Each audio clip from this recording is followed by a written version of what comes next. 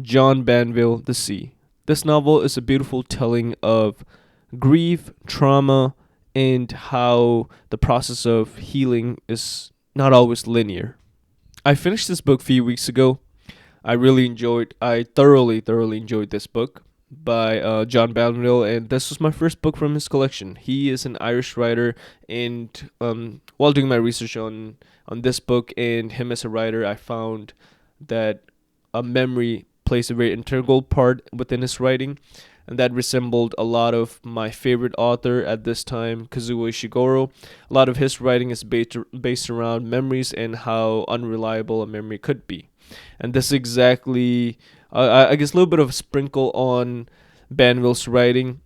Within this novel, we do a lot of reflection within memories, and we also kind of, as a reader, get to see that the memories are not reliable within characters at all.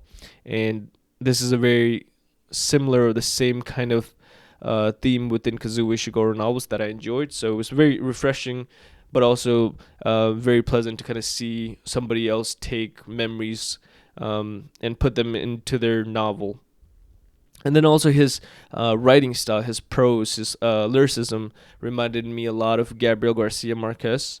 I read 100 Years of Solitude and Love Letter to I'm going blank. Love Letter to Cholera, I think, and has a very similar kind of fun way of writing English. And even though Gabriel Garcia never wrote in English, he wrote in Spanish. But there's that little bit of having fun when it came down to writing, and John definitely shows the fun side of his writing. I will say this book reminded me a lot of the movie called Manchester by the Sea. I think that movie is quite huge. Casey Affleck played in the movie, and he ended up winning the Oscar for his portrayal of a man that is very depressed and ended up losing everything in life. So the main character share similarities, as in they go through grief and healing and stuff. And also the main character ends up going back to their hometown, or going back to the place where that tragedy had occurred, and that tragedy ends up shaping the life of the main character. I guess that's something, it was very kind of similar or relatable to me, especially when I watched this movie as a kid and everything was kind of flushing back. They have the sea on their title. But yeah, other than that, I'm going to get into the plot of the movie. From this point on, my video does contain spoilers. If you don't want to get caught up with spoilers, I suggest you watch away. But if you don't feel like picking up this book, I'll just go over the plot and the integral theme and my thoughts at the end. See you soon. The novel opens up with our main character, Max Morden, who returns to Ballylis, a small seaside town in Ireland. He spent a lot of time in his childhood in this small town. He checks into the Cedars, a boarding house, and Mrs. Varso is currently running this house, and there's also an old man named Mr. Blunden. Max is emotionally fragile, as he just lost his wife Anna to cancer. He came back to Cedarside to run away from grief, and also kind of catch up on his writing. Max starts recalling his childhood in Baylis, especially with the Graces. The Graces who used to live in the Cedars, where Max is currently renting now in present time. And he recalls his desire and his fascination with the Graces. The Graces seemed very different from his life. The Graces were rich, elegant, and very out of worldly compared to Max's and his very bland life at home. We have Connie Grace, the mother, who's elegant and beautiful, and Max has some sort of admiration and also a little bit of attraction to Connie. We have Carlo Grace, the dad, outlandish, once again very rich, and kind of far off, I guess, not as connected to Max. Connie Grace, or Mrs. Grace, she's often described to be a maternal figure and an object of desire to our main character, Max. She symbolizes a world that Max wants to be part of. As he gets older, he realizes that he has internalized Mrs. Grace to be a symbol of grandeur, rich, and beauty. And the twins, Chloe and Miles. Max is particularly drawn to Chloe. She is described to be rebellious, sharp, confident. She excites him, but also kind of intimidates him.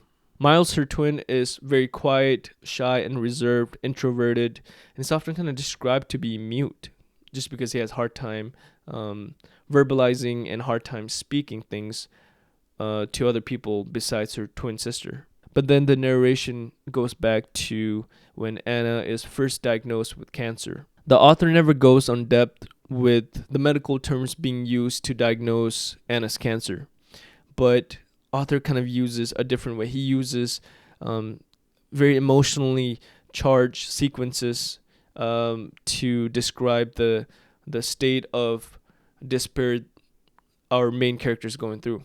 We kind of see the helplessness and the stages or the beginning of despair kind of seep into our main character. Max's life at the hospital during her treatment, he often describes the monotonous life in hospital, the silent and the smell of medicine and the chatter among the hospital, and this kills him emotionally. And then the narration goes back to when Max and Chloe go out on a little date. They are watching a movie. It's very dark, and they kiss. They decide to kiss. It's a very cute moment, but that cute moment is tainted in horror after what happens next. The scene is back to the sea, where the Graces and Max are having fun, swimming, and just enjoying their time. Nothing seems out of ordinary. Nothing seems out of place at this moment. Max and Miles, Chloe and Miles are swimming, and Max is kind of watching them from the shore. So are their parents, just kind of hanging out, doing their regular, drinking. Just kind of, it's a regular day again for them. As Max is watching them from the shore, having fun, next thing, he doesn't see them anymore. They're no longer visible. Just like that, they have been swept away, and their life has come to an end. It isn't any melodramatic waves that's taken them out or, scream of help. Just, no.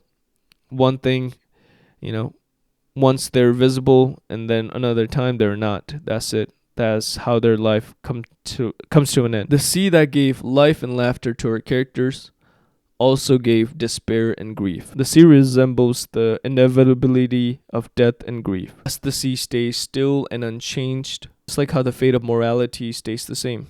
And the resolution for this novel is Max accepting grief and trauma finally. He doesn't find resolution or healing, but ends up accepting grief as part of life and finding memory and using memory to preserve their existence and preserve their life with him.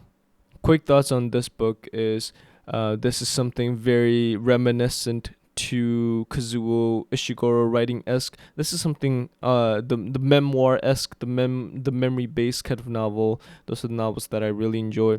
And yeah, I had no clue what this novel was about. I had no clue when I picked up this book, but I just picked up this book from a bookshelf, and I picked it up like in March of 2024, and so it's basically been over a year for me to finally pick it up and read it. And this is the kind of beautiness of picking a random book from a bookshelf and then just not knowing what you're getting yourself into. And I am thoroughly impressed by John Banville, and I'm gonna put him on my shelf. This is something that I can see myself enjoying more in the future, like his writing especially. So yeah, and I hope you have a good day, and I know future holidays coming up soon, Christmas coming up soon, so happy Merry Christmas to you in advance. Thank you guys. I hope you have a good night. Bye.